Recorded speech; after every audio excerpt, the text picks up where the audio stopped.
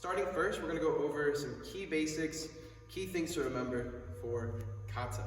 Remember when doing kata to really focus on nice, deep stances with the movement, no matter if we're standing still or if we're moving. Nice, deep stances for muscle growth, and it looks better for testing and competition. It shows more commitment to the kata instead of being lazy and standing up tall. All right? Second thing to remember is snake breathing, okay? We over-exaggerate snake breathing when we do kata. That way, when we do weightlifting or calisthenics, hitting the bags, or we spar, the breathing comes more naturally.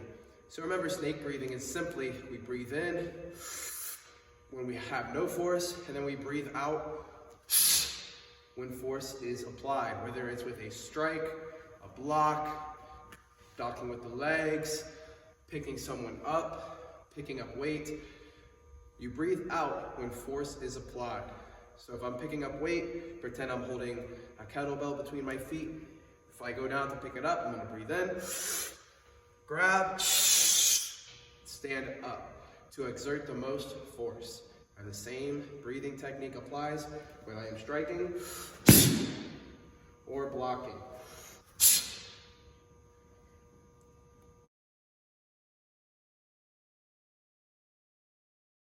Next, we're going to go over some key things to remember for striking. So, main thing to remember with striking is that when we punch, we're going to strike with the index and middle knuckle, not the ring or pinky knuckle. Reason being, these two knuckles are a lot stronger than these two when we strike. So we are least likely to break our hand when we strike with the index and middle knuckle. Remember, these are the two knuckles on top we strike with. These knuckles down here, closer to your fingernails, are for knocking on doors. These knuckles up here, these two, are for knocking out people. Key thing to remember. Again, now to go along with the knuckles, wrist alignment.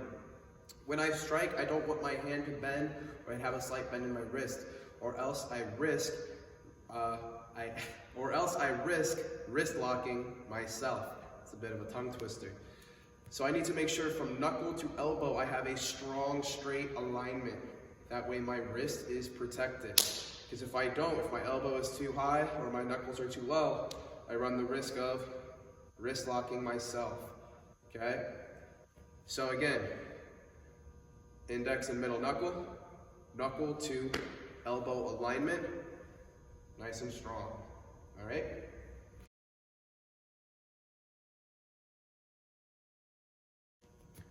Some key things to remember for foot strikes is striking placement.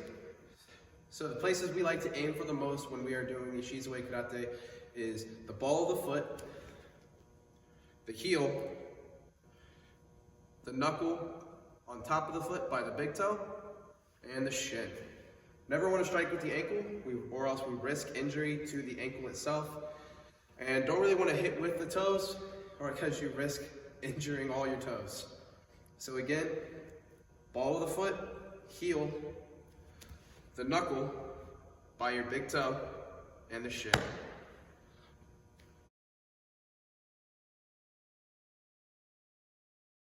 And finally, for throws, takedowns, and sweeps, break falls. Break falls are very important for the partner being thrown and for you for when you do get thrown. So, break falls we have are forward break fall, backward break fall, and sideways break fall. And now I'm going to go ahead and demonstrate all of those.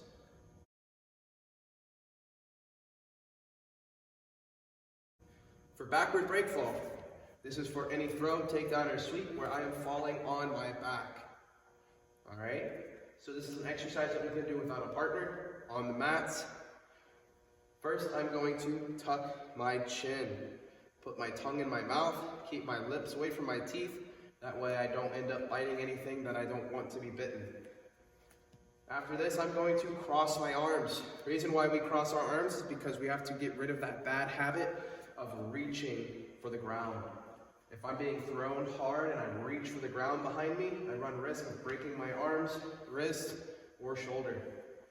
So we get to the habit of hugging ourselves to protect the arms. All right? And then finally, when I fall, I want to keep that chin tucked to keep my head off of the mat. Understand? So I'm going to get here. Nice little horse stance. Bend my knees, push my butt down, cross my arms, tuck my chin, and fall. Then as I fall, right when I hit the ground with my shoulder blades, I'm going to smack the ground to disperse my energy and stop myself from rolling. All right, so I'm here. Head up. And notice I put my feet up as well. This is to put my feet on my opponent's hips, knees, or feet, or shin. Just that way I have some sort of control over them. Then come back up. And then we do it again.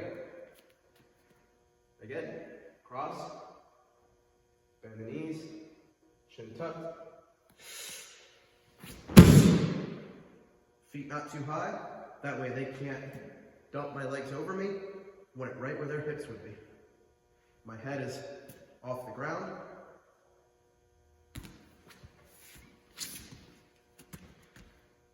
Backward break fall.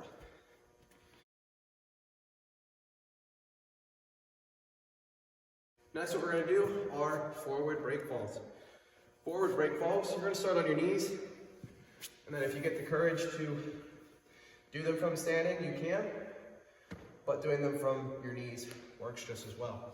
So what this helps us with is throws, takedowns, and sweeps that put us on our face, such as reverse double blast, reversible uchigari, unanage, just any throw or takedown or sweep that puts us flat on our belly and run the risk of smashing our face in the ground. For this exercise, same thing. I'm going to keep my tongue in my mouth, lips away.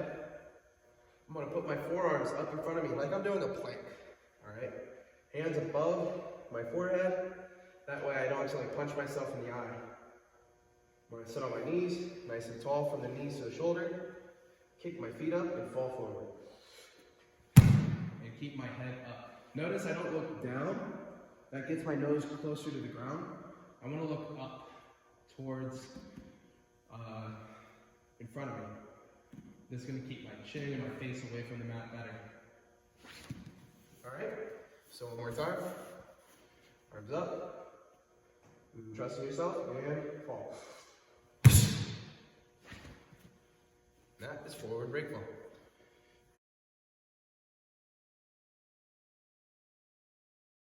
Last one we're going to do is sideways break fall. Sideways break fall is for throws, takedowns, and sweeps that make us fall on our sides. So, sitting up nice and tall, just like I did with the forward break fall, except this time I'm going to point my hand in front of me, and then we'll turn it upside down. All right, so again, in front of me, the thumb is facing the ceiling. Now I'm going to turn it to where the thumb is facing the ground. All right? Now, for this, I'm going to try to land on my tricep. That's going to be the part that's in between the elbow and the shoulder. Other hand, you can grab your bicep, you can smack the mat, you can grab your shoulder, whatever you want. Whatever feels more comfortable for you. I like to grab my bicep. Your head is going to lean slightly away from your shoulder to protect it from hitting the ground. And all we're going to do is just like the forward break fall. Instead of falling forward, we're just going to fall on our side. So we're here. And notice my head is still up. Now the other side.